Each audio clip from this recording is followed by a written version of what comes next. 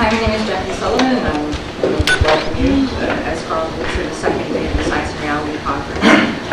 To welcome staff assistant Carl to Western, and our first speaker today, we have a great lineup. Our first speaker today is Jenann Ismael, did I say it correctly? Sorry, and she's from University of Arizona. Thank you.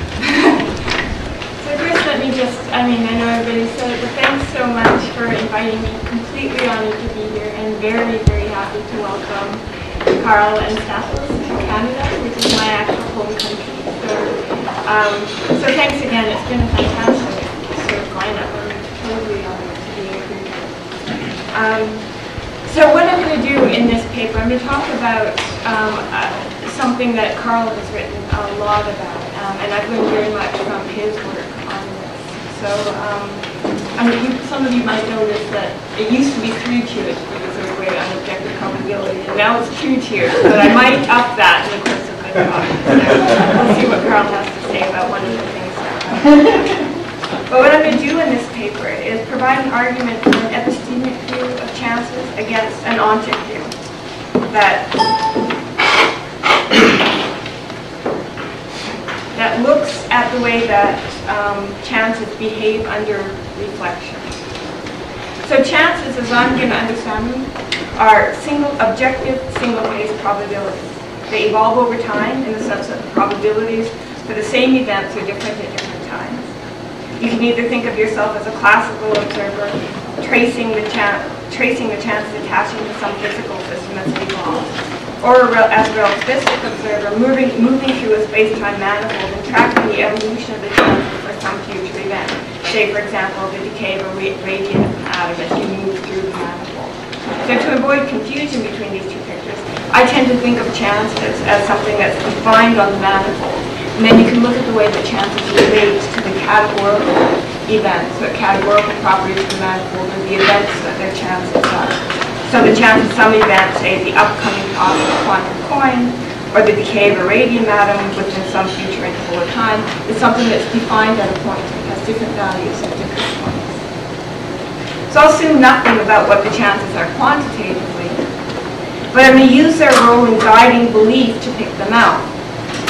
We assume, that is, that if you know the chance of some event, E, if you know that it's X, then unless you have magical information from the future, your credence in E should be X.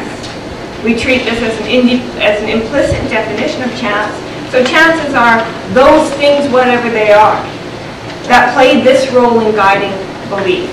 Okay, so this is all very customary. This is the way that the discussion of chance has proceeded in the literature since David Lewis's early sort of seminal papers on this. These are the assumptions, that is to say, that frame the discussion of chance. We have a formal definition of chance. They're objective single-case probabilities. And we have an epistemic role. They guide belief under ordinary circumstances. Now, there's a great divide in views about the metaphysics of chance. On an Ontic view about chance, chances are beables. That is, they're intrinsic properties of the systems to which they're assigned in their own right. And beliefs about chance are beliefs about matters of fact. There are the facts about what does happen on the one hand, and then there are the chances. And these are distinct existences, independent degrees of freedom in describing the ontic state of the world. On this view, if you want a complete description of nature, it's not enough just to list the categorical facts, you have to list the chances as well. On an epistemic view, chances are not beables alongside the categorical facts.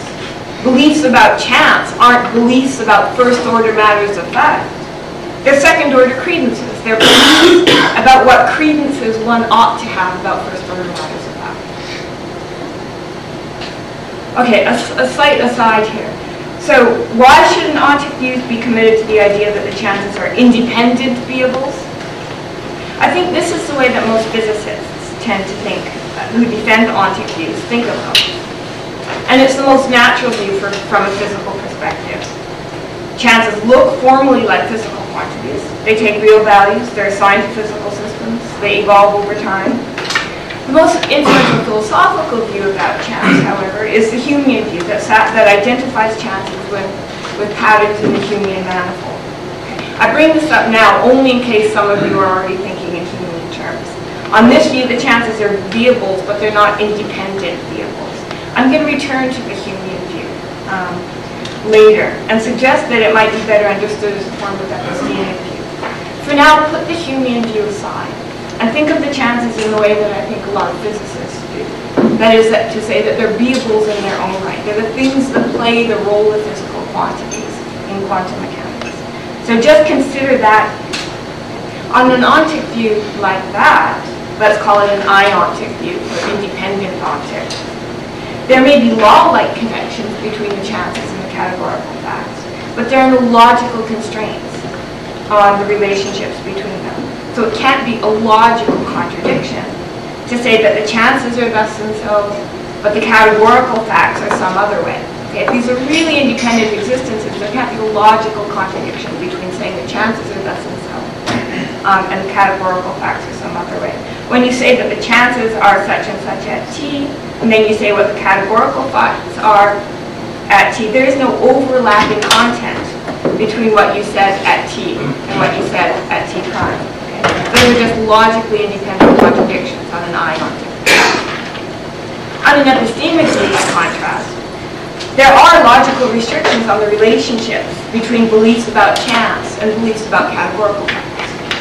Why? Well, if beliefs about categorical facts are first-order beliefs about the world, beliefs about chance are beliefs about those beliefs. They're second-order beliefs about what first-order beliefs one ought to have. And so there are certain ways of mixing beliefs about chance and beliefs about the categorical facts that are going to come into conflict.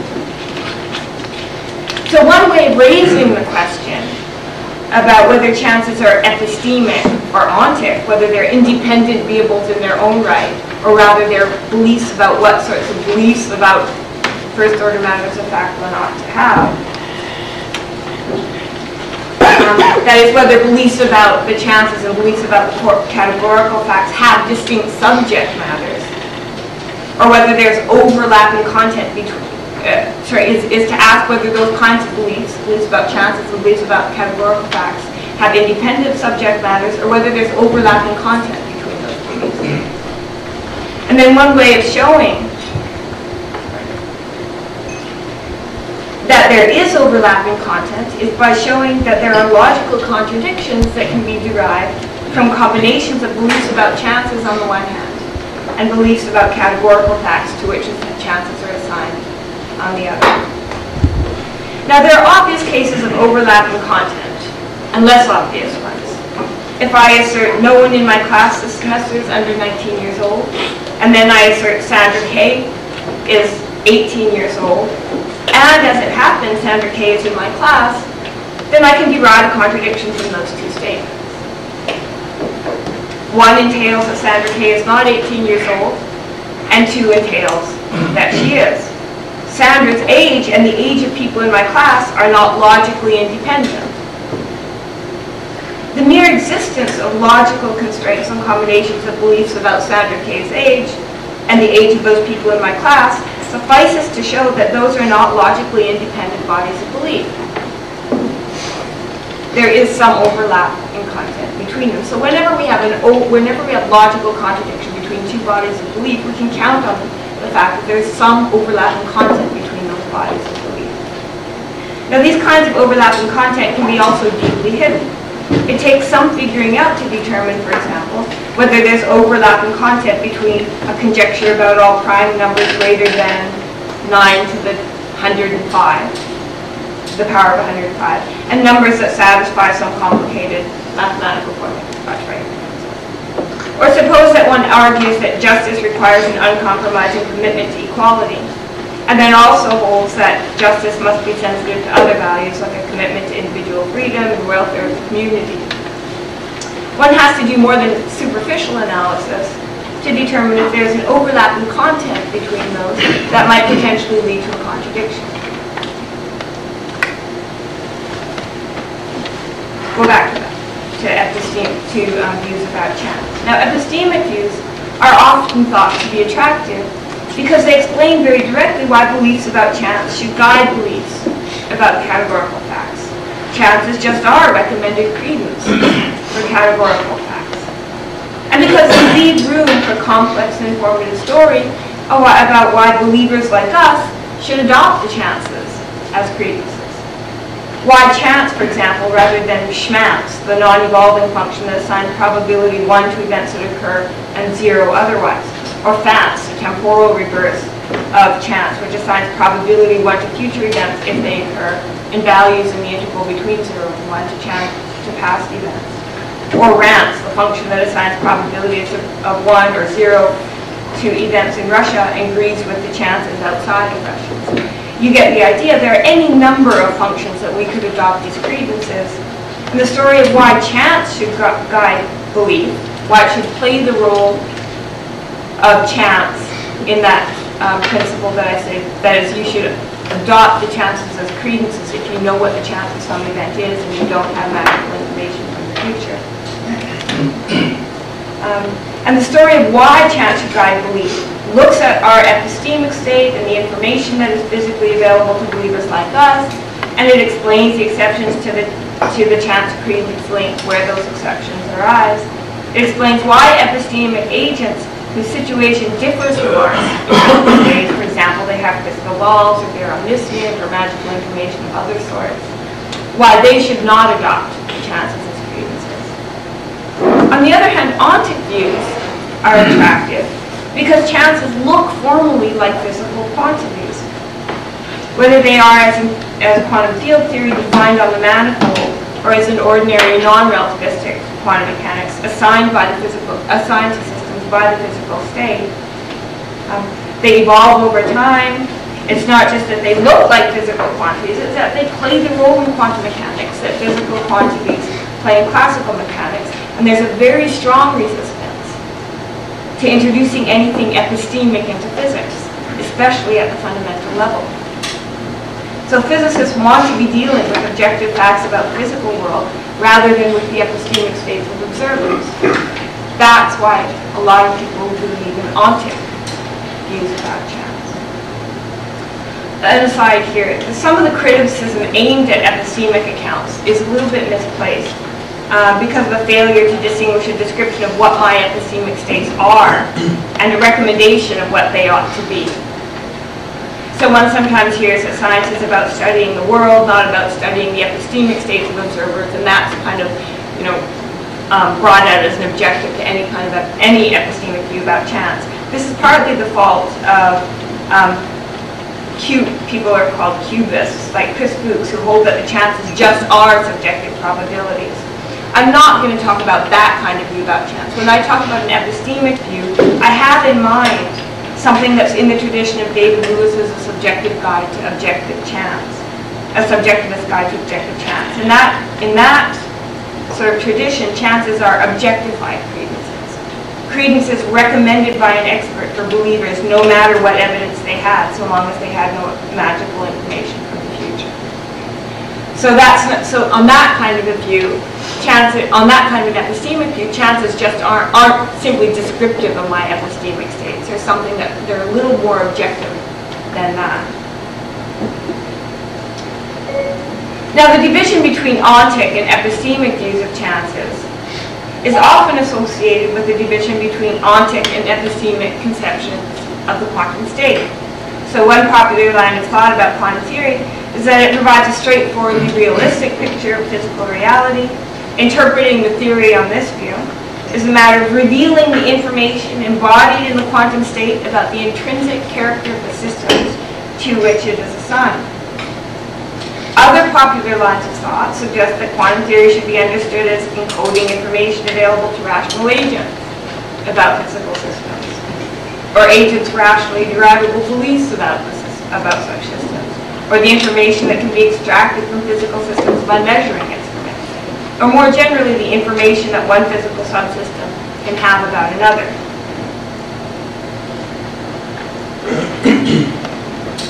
And this division between Ontic and epistemic views of the quantum state goes hand in hand with the division between inferential and dynamical conceptions of physics.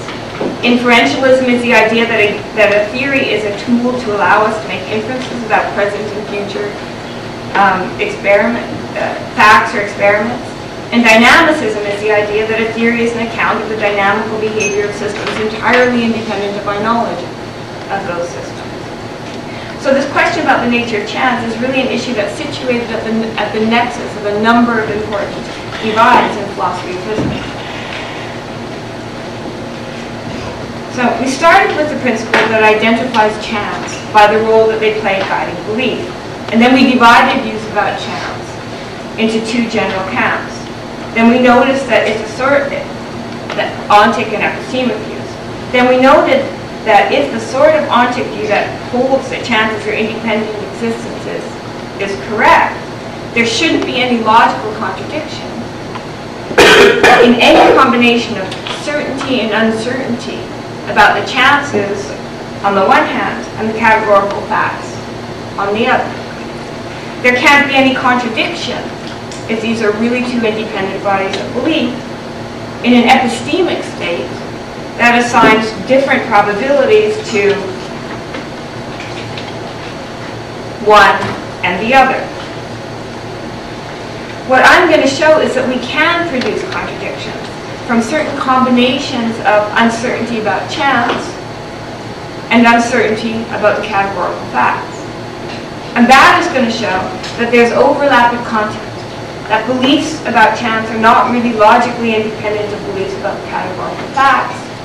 And the suggestion is going to be that that will rule out Ontic. So according to the defender of Ontic chances, there you are moving through the world. You have beliefs about two different subject matters, beliefs about the chances and beliefs about the categorical facts.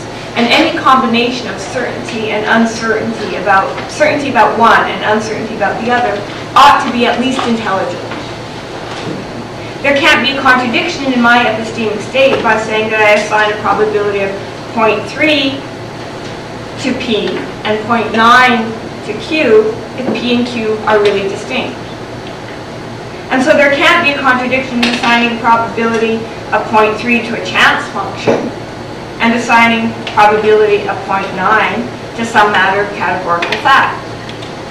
But there are such contradictions, I'm going to suggest. And so the Ontic view can't be correct. That's going to be the argument.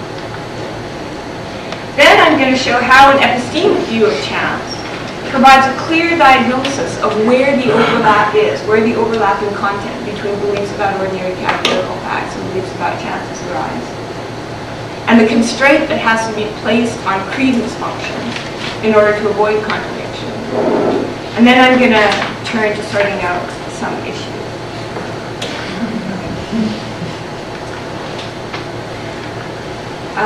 So the argument. And I should say here that the argument takes its departure from difficulties about the behavior of chance under reflection that received a lot of attention in the sort of literature on formal epistemology. And the particular version that I'm going to talk about was sort of inspired by an invited commentary to Adam Elga's paper called The Puzzle of the Unmarked Clock. I don't agree with sort of a lot of his discussion there, but it's really the core of the argument to derive the contradictions due to him. So the argument has two premises. The first is just the chance credence link, which we introduced as a kind of implicit definition of chance, as is customary in these sorts of discussions. A way of identifying the chances functionally by their role guiding belief. It's also sometimes known as principle, but there's some kind of dispute. There's a lot of dispute about what the right form of principle is. So I've just called it the chance credence link here. What it says is that whenever P is a credence function of a possible rational subject S, and H is a proposition, P star gives the distribution of chances, and P star is a function that gives the distribution of chances in our world. The conditional probability is undefined, and one has no magical information about the future. Then one ought to adopt the probability that P star assigns to H as one's credence in H.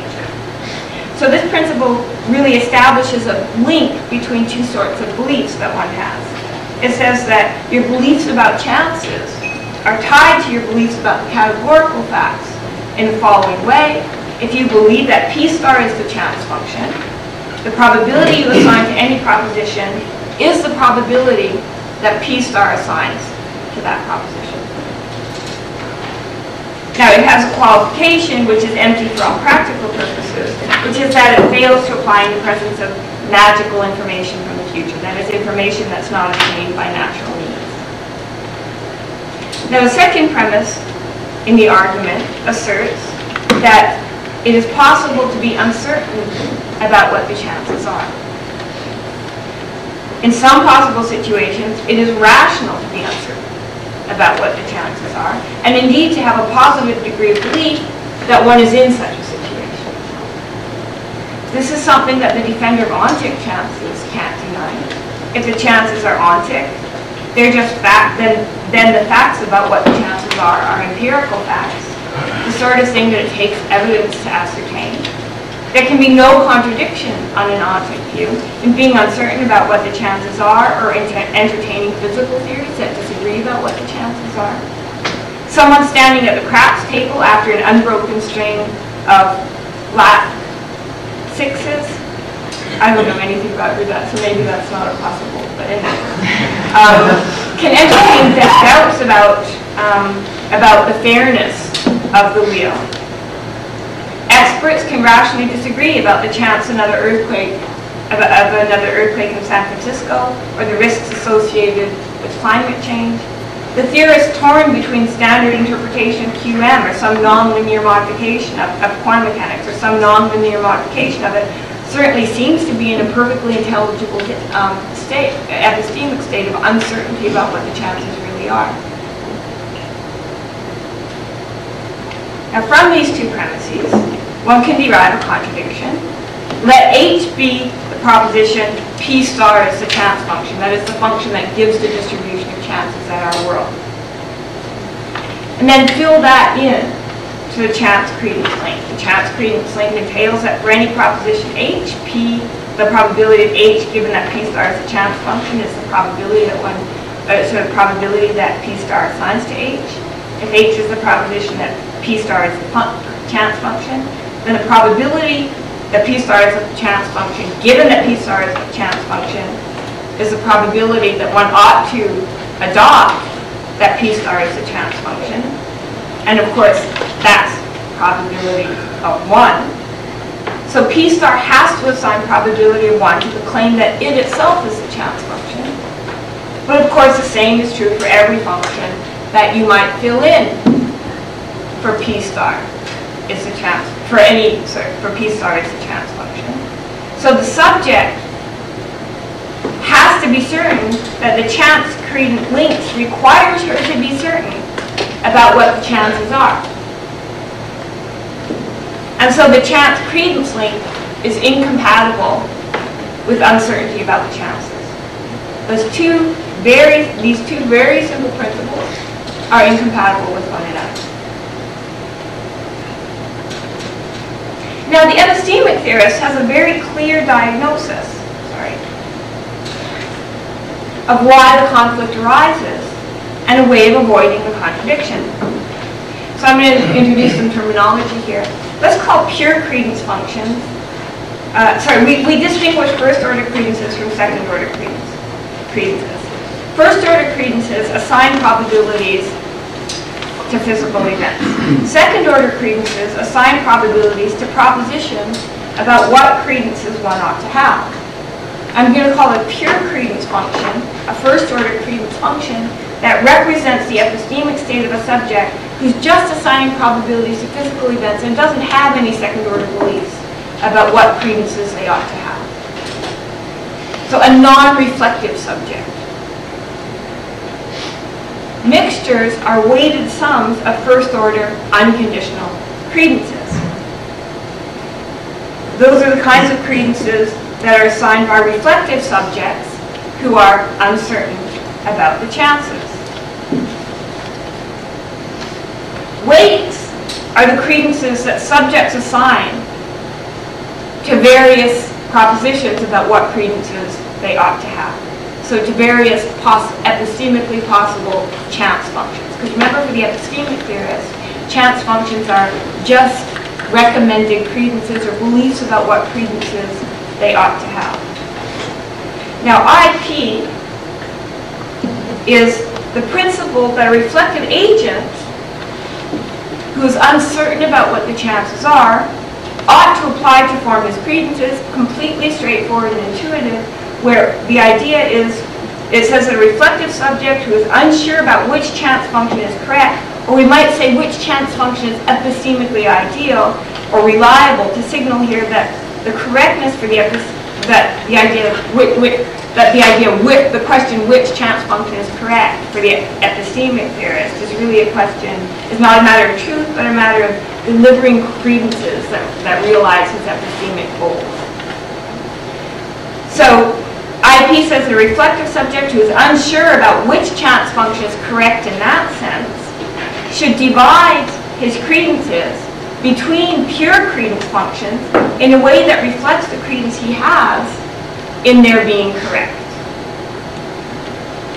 So beliefs about the relative idealness of first-order credence functions are formed by reflective subjects who are dividing belief between different recommended credences in a way that reflects their belief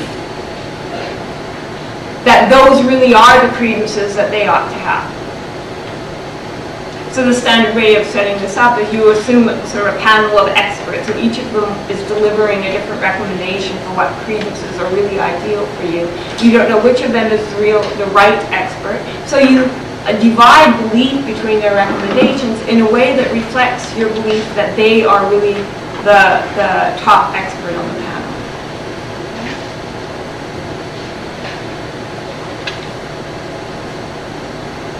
Now, this principle will avoid any contradiction. It blocks the contradiction by denying that first-order credence functions come with assessments of their own probability. The reason that you need to do that is that as soon as you allow chance functions to fall within their own scope, you have an overlap in content between your first and your second-order beliefs. And that creates the potential for conflict. Beliefs about the relative reliability or the epistemic idealness of first-order credence functions are formed by reflective agents dividing credence among pure credence functions in accordance with this principle, so that the second-order probabilities are only being assigned once.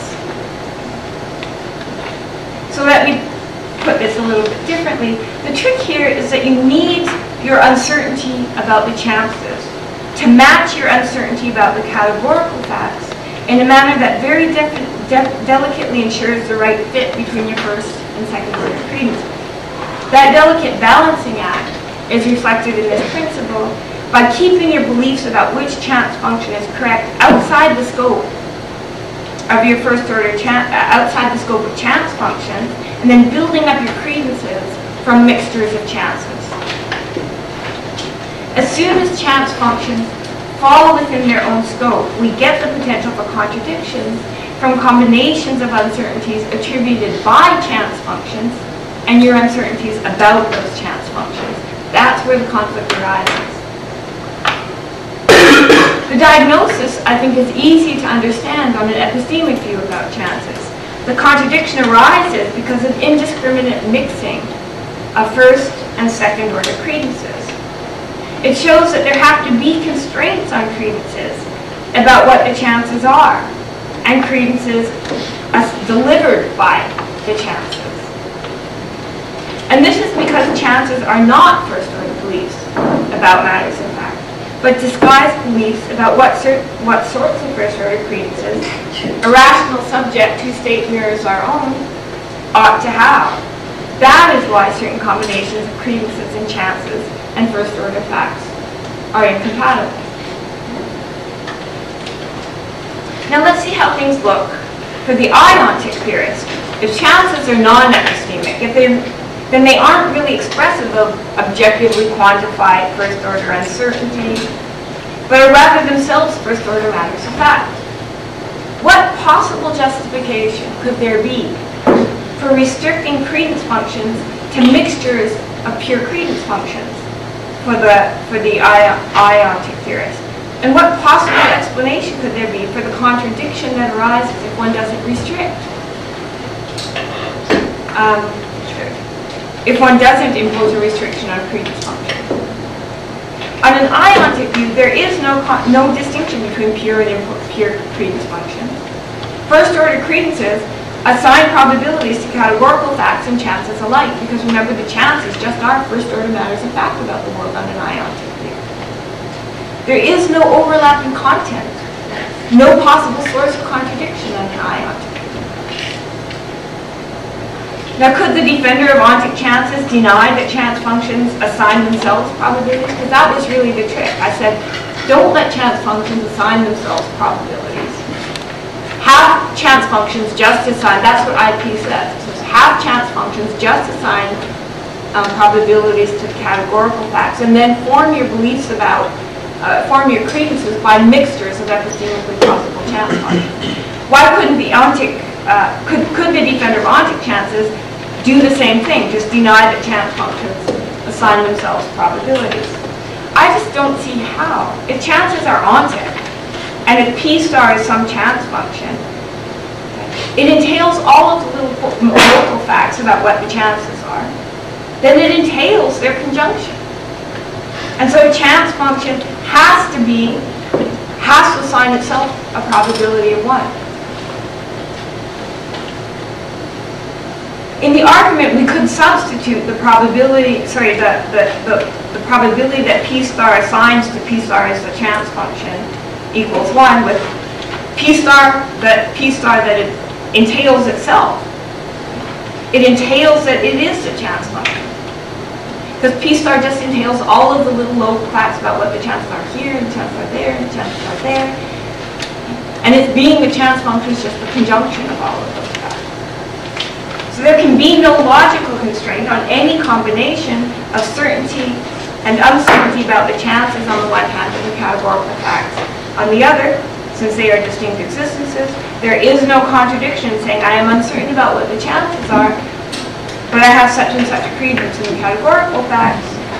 There is no first-order, second-order distinction that could motivate a restriction on the credence function. So according to the Ontic theorist, where does the contradiction come from? There must be some unacknowledged redundancy in the elements to which you've assigned probability to get a contradiction. You must have assigned a probability not once but twice to the same element with differing values. The defender of epistemic chance has something to say. The contradiction comes from the fact that your beliefs about what the chance of E is just is a belief about what the right first-order credence function is for a creature like you.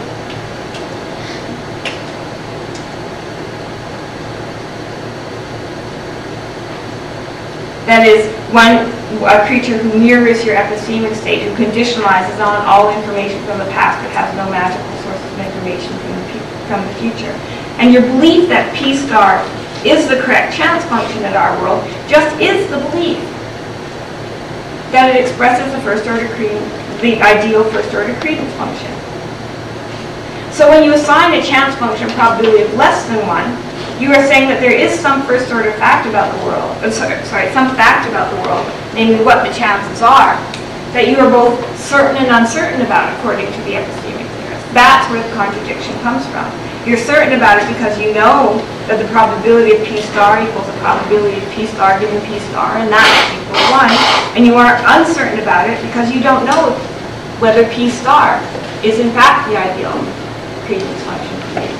But the Ontic theorist precisely denies that there is any redundancy in combinations between beliefs about chance and beliefs about categorical facts.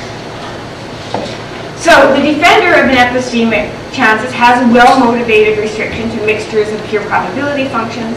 For if chances are recommended guides to belief about categorical facts, then the chances themselves are pure probability functions, and our beliefs about chances should be mixtures of pure probability functions. The defender of Ontic chance has no well-motivated restriction. if the chances are ontic, there is no logical reason that credence functions should be mixtures of pure probability functions. It is not enough to avoid, and notice here, it's not enough to avoid the contradiction by saying, oh yes, but there are nomological constraints on relations between chances and the categorical facts, because there's a contradiction that can be derived. I mean, you can't lock a contradiction by asserting that there's a nomological restriction on the relationships between them. The contradictions we get from impure credence functions expose some unacknowledged redundancy between two bodies of belief. Beliefs about categorical facts, beliefs about the chances. That's what I mean. Okay. I'm going to go really fast now. I'm just going way too slow. Okay. Now, although I think that many physicists, as I said, who defend ontic views about chance have the Ontic view in mind. It's just sort of formally the nice way to think about these things. They're just ordinary physical quantities, and don't worry about them. Don't worry about the metaphysics. Okay. But the most influential Ontic view in philosophical circles is the Humean view in the tradition of Lewis. The usual way of presenting the Humean view starts with an account of how beliefs about chances are formed. We are told that beliefs about laws and chances come in packages, so-called best systems, that are chosen on the basis of best overall fit with the Humean mosaic, that is the mosaic of categorical facts. Okay. Where fit is measured by a balance of simplicity and strength, the patterns in the Humean mosaic that provide the basis for choice between different best systems or different proposed systems are then presented as truth makers for chances and law assertion. And so it turns out that beliefs about chance just are disguised beliefs about patterns in the Humean mosaic, or sort of patterns in the mosaic of categorical facts. Now, Carl's view is a form of Humean account. It's actually so I couldn't recommend it more highly. I'm not going to sort of introduce the view except in very, very short summary. But it's a vast improvement over Lewis's original Humean account in various ways. First, it focuses on general statistical probabilities of a kind associated with stabilized relative frequencies across reference classes.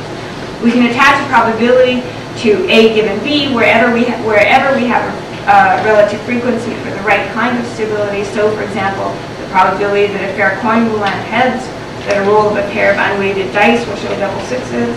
We have a probability wherever we have a distribution that's roughly stable across not too carefully chosen reference classes of the relevant size. We have good philosophical models of these kinds of general statistical probabilities. The best known is Diaconus's model of the coin flip. These sorts of general statistical probabilities exist in deterministic as well as indeterministic contexts. As Hoefer observed, our knowledge of these probabilities often precedes our explicit understanding of the dynamical underpinnings. The dynamical underpinnings can vary from case to case. Hoefer also rightly observes that these kinds of probabilities are not themselves explanatory, but demand explanation. A fully articulated fundamental theory should tell us where we should expect to find these kinds of stable relative frequencies and why they arise. Science was neck deep in these kinds of probabilities long before we had indeterministic fundamental theories. I have argued that confirmation and prediction are not here independently. I've argued that confirmation and prediction depend on these kinds of general statistical probabilities in every aspect of science, in deterministic as well as indeterministic context. I've also argued that once you have these kinds of probabilities,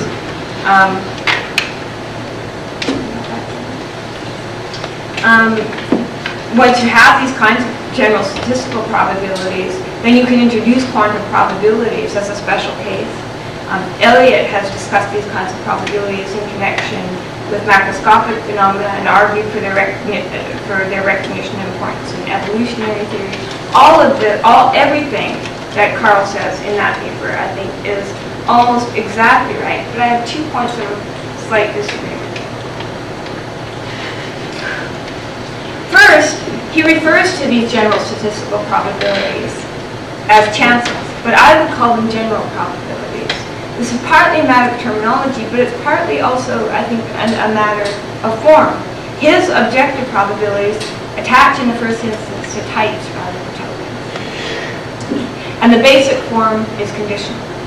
Chance, by contrast, usually, at least in kind of physical contexts, is usually reserved for single-case unconditional probabilities, like the probability that some particular radium atom will decay in the next half hour. So in physical context, when people talk about chance, they almost always mean this sort of single-case unconditional probability. It's also, I think, what Lewis meant. Not just I think, I mean, he says this. Chances are objective single-case probabilities. And that, and that's why he treated them as time-dependent. I mean, Carl discusses in his paper a little bit why one should think of whether and why one should think of chances as evolving over time, or as time-dependent. And I think, well, if one thinks of them as single-case unconditional probabilities, then they should evolve over time. And this is why Lewis held that they did. I agree with Carl that general probabilities exist, and that and that they are more basic than chances. I think that he's right to make them the focus of an inquiry into the nature of objective probabilities and the nature of probabilities in science.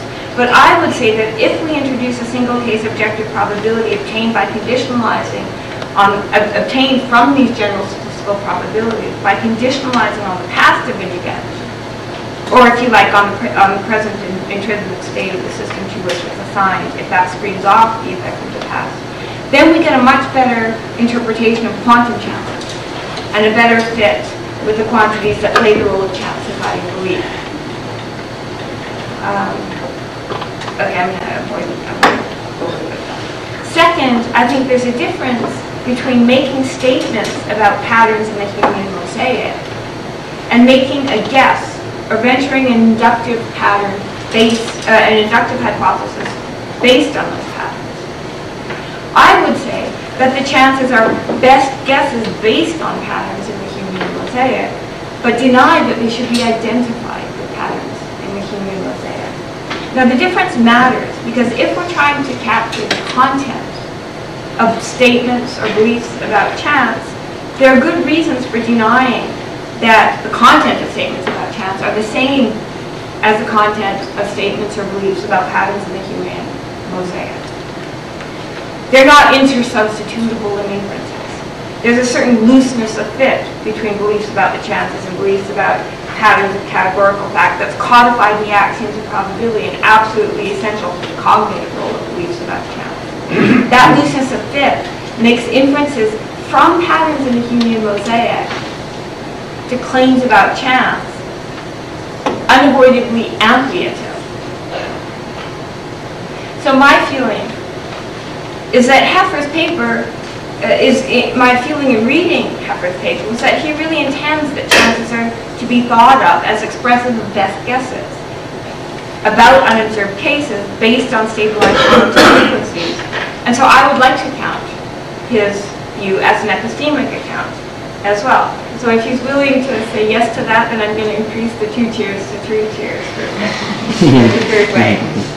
So he introduces an example of irregularity, and this is sort of a really nice passage that captures what he has in mind. He says, think of a page of high school yearbook containing row after row of photos of 18-year-olds in alphabetical order, so that in the large there's a stable ratio of girl photos to boy photos on each page, say 25 girls to 23 boys. That's a good example of the kind of general statistical regularity that supports the assignment of an objective probability.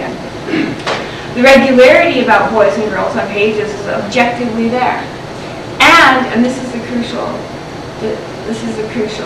sort of thing, and it makes reasonable to bet no, if offered, a wager on the sex of the person whose photo will be chosen at random on a randomly select page. I agree totally with that. The regularity is there in the world as part of the mosaic of categorical fact, this description of the distribution of girls and boys on pages of the yearbook. But the probability that gets assigned has inductive content that goes beyond a mere description of the regularity. What the belief or the assignment of the probability does is it bets on the persistence of the regularity, commits itself to the expectation of the persistence and has modal implications that outrun any mere belief in how things are. It is certainly no logical contradiction to notice the regularity and not associate it with the probability.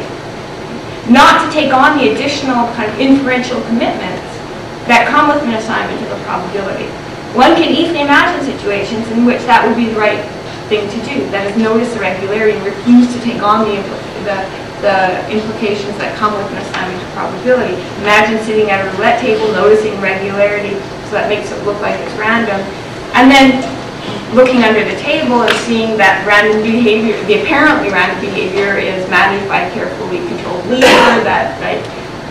So there, in that case, you'd say, there's not really a regularity there. It's not really random behavior.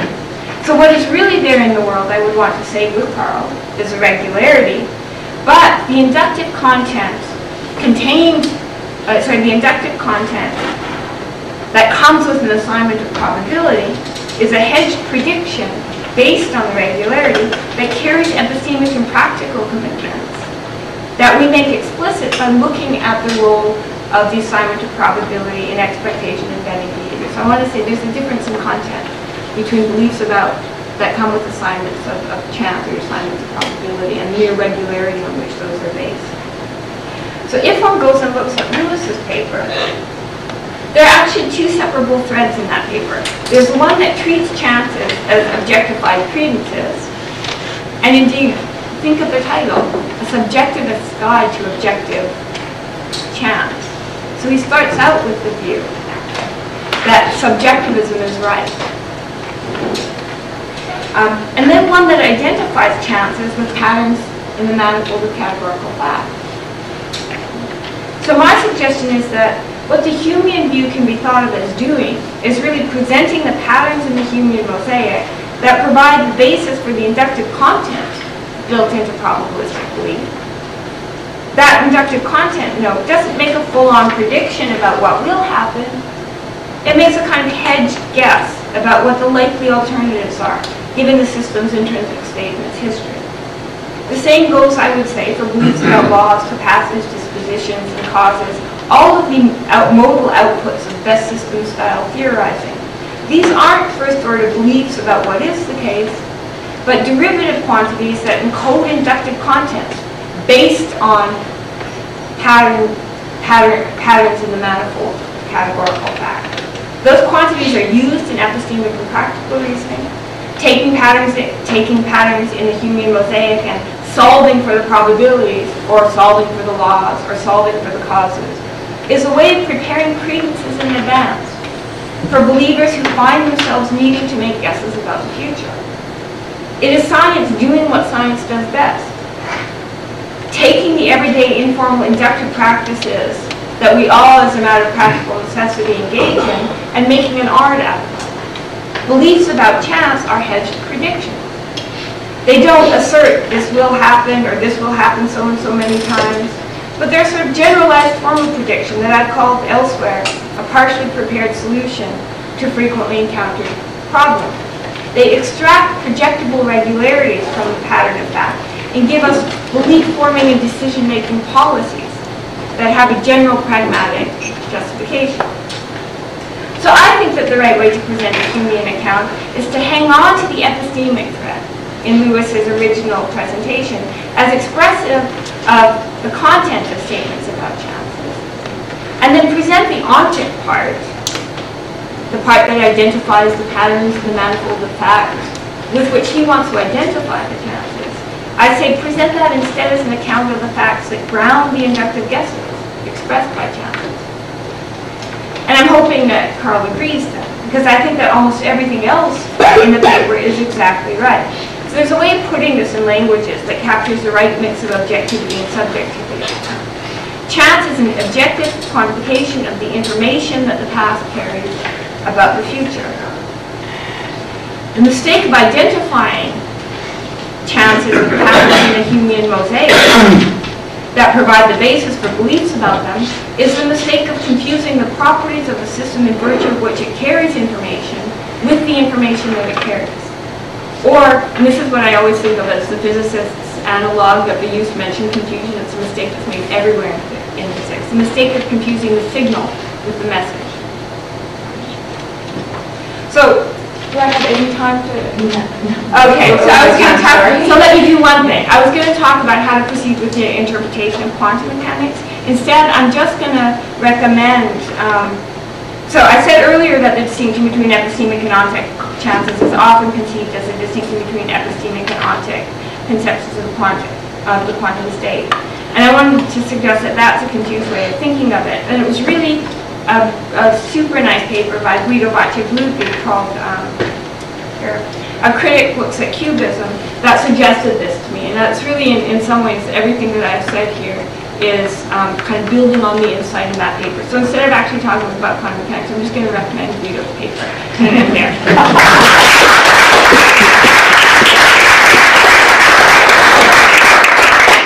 So we got a little bit of a late start, so is it okay if I cut off 5 minutes from the coffee break? So yeah, Elliot. I was drawn to the statement in your talk that chance is ontic, that a chance function has to, so to speak, assign to itself a probability of 1. And I like ontic probabilities, but I want to resist that. So let me describe briefly the way I see it, and then you'll tell me why this isn't adequate, I guess. So I think of, like Ian Hackett used to say, objective probabilities describe the outcomes of chance processes. So Mendelian genetics describes the probability of an offspring having a given genotype, given the genotypes of its parents. But Mendelian genetics does not assign a probability to itself. Of course, in a sense, it says to itself that it's true, but if you want to think about the chance of Mendelian genetics being right, you've got to think of a process that leads to mentalism as a possible outcome. There might be such a process, but mentalism simply doesn't say that. So that's kind of my model of how chance processes, how chance enters into science as an objective quantity. You're describing a kind of process, and you're talking the outcomes, assigning the probabilities. But that seems to violate the kind of picture that you have of how chance works, because Mendelism assigns to this or that a probability. It doesn't assign a probability to itself. And okay, good. So, but those are general statistical probabilities. So I want to say general statistical probabilities are in fine shape, and in fact, most of our physical theories will entail that there are general statistical probabilities, both deterministic and indeterministic ones. So what the view that I'm really, that the ontic view about chances that I'm really aiming this at is the view that says, first of all, chances are, first of all, objective single-case probabilities. And they're supposed to have the same status as ordinary physical quantities. And so the view is that when you say that P star gives the distribution of chances in our world, you're really describing the first order fact about the world. What the chance is here, what the chance is there, what the chance is there, what the chance is there. Now, a chance function of that kind asserts what the chance is here, what the chance is there, what the chance is there. And the conjunction of all of those chances just is the statement P star. So on a first order on a chance function, on this sort of view, when you take the conjunction of all of the local statements about what the chances are here, what the chances are there, what the chances, you have the statement that P star is the chance function. So P star entails all of the little local statements. It entails their conjunction. So it assigns a probability of 1 to itself. Yes, that last step that I want to resist. Everything else you said before, yeah, that's kind of how I think about chances. I mean, so tell me that if you really are thinking in terms of the chances of objective physical quantities, and you've got a statement that entails all the little local facts, that it entails all of their entailments, but it assigns a probability to all the local facts, it assigns a probability of 1 to their conjunction. I think you're really an epistemic theorist, is why you're I'm sure that most of the people who are thinking about this are, of course the chances are things that you use to guide your belief about, they're not ordinary first-order matters of fact about the world. But I think if you take seriously the idea that there are really physical quantities there, and that's what it is to say that the chance function is P star, then I think you are committed to P star entailing itself Do you agree with what I said about Mendelism, that it assigns probabilities to reproductive outcomes given parental genotypes, but it doesn't really say anything about what the probability, the chance was that our world would be Mendelian? Yeah, absolutely. In fact, I think same with quantum mechanics. So I wrote a paper, I mean, a while back, saying, about Lewis's problem with undermining. And I said, well, look, the problem gets started because you've got chance functions falling within their own scope and assigning themselves probabilities. Take that away, and in fact, quantum chances don't assign probabilities to chance functions. Why do that? And in fact, the epistemic role of chance tells you exactly why. I mean, it's silly to think of chance functions as falling within their own scope. Take it away, all of the problems disappear. All of the undermining problems, all of the problems with, so I agree with you completely. I think, chance is, I think science is full of both single case probabilities and general statistical probabilities. All of these problems, and also Elga's problem, that he presents, which he presents as a problem for any kind of view about what objective chances are, they all arise because chance functions are falling within the scope within their own scope. I think an Ontic theorist of the kind that I described has to think of chances as assigning themselves probability because they're direct entailments of assignments of all of the local facts that they assign. But I think that one ought to do that. Part of what I'm saying here is the epistemic theorist has a justification for the restriction that keeps one from going into falling into those kinds of contradictions. Martin? Okay, I may have missed something, but doesn't the contradiction arise because you treat first order and second order chances as belonging to the same category? Because as you know, Carnap distinguished between logical probability or logical chance, if you wish, on the one hand, and chance or probability as interpreted frequency or whatever, and say in logical probability and let's say frequency interpretation of probability are not the same things. I mean, they don't belong to the same category. And it seems to me that if you make that distinction, then the contradiction that you pointed out may not arise. I'm not taking sides here in favor or against epistemic or ontic probability, but I think it's important to distinguish that there are two different categories. First order and second order chances belong to different categories. Isn't that the case? So I didn't talk about first order and second order chances. I meant to talk about first order beliefs and second order beliefs, and to suggest that beliefs about chances are second order beliefs.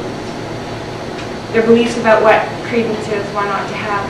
I'm not sure what to say about logical probabilities. I don't think. The logical probability is the probability that you attribute to the truth of a statement. Right. No, I think I don't believe in them. So that's why I said. Yeah. And so if you state a belief, you state a proposition, then I believe that the probability of the throw of the coin is going to be 1/2, okay? And 1/2, that's another probability. That's not logical probability. That's something else. So what's the question? You're worried that I'm not distinguishing between logical probabilities and the kind of I'm just asking whether if you make that distinction between logical probability, which has to do with propositions, and probabilities, maybe things in the world, or degrees of belief and things like that. They belong to different categories, and then it might be the case that in this,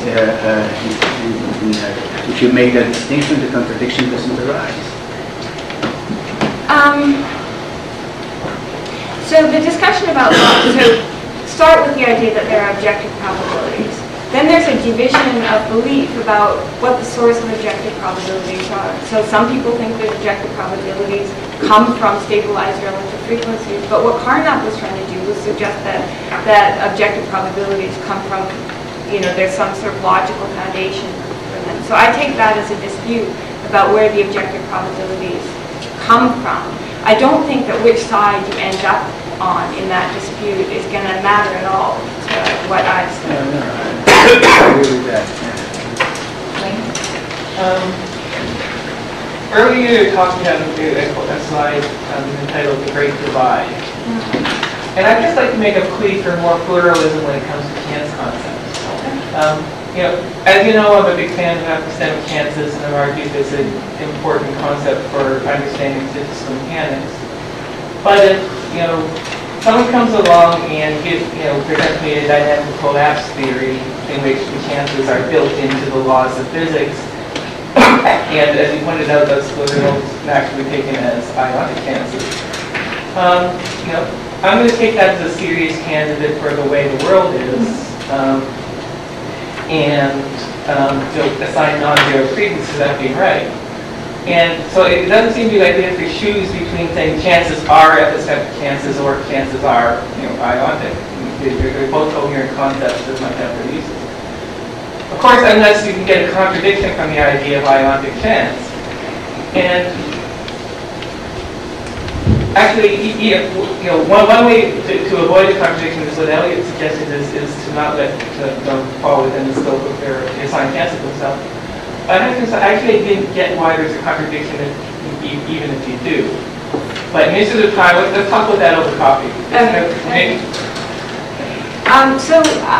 Here's how I think about dynamical chances. I mean, the dynamical chances, I don't see the difference between saying the probability, let me just think of an example.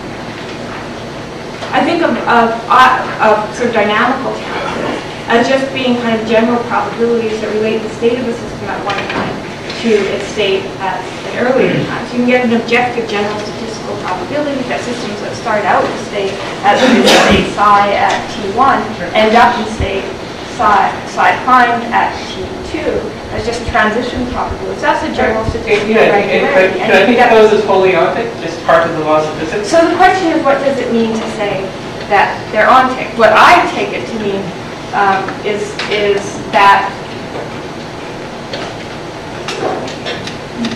so this is a bit complicated. I want to say about those that the general statistical probabilities are there, right? But it's not an independent. It's not a fact that's independent of all of the local little categorical facts. It's an extracted regularity from the pattern of local little, all of the sort of local regularities about where various systems are at various times. What you're doing is extracting a general probability and then using that to guide your credence by associating that with an objective single-case fact about this system here. So the iontic view that I'm disputing is the one that says when I assign a chance to say a radium atom decaying within a certain interval of time, I'm describing a fact about an intrinsic fact about that system that has the same status as its intrinsic properties, and that's independent of its intrinsic properties. It's that little local fact that I'm assigning when I make a chance statement. That's the view that I'm arguing against. So I'm not against an iontic view that says general statistical probabilities really have to do. They're tied very closely to the pattern of what actually happens. I'm attacking the view that says when I assign a chance to some particular event happening at a given time, I assign a real value to it, okay, then I'm describing some intrinsic fact about that system at that time. Yeah, I don't see any problem with that. Okay, go on. I think in the interest of time, we should end the discussion there, so to allow that time. Okay.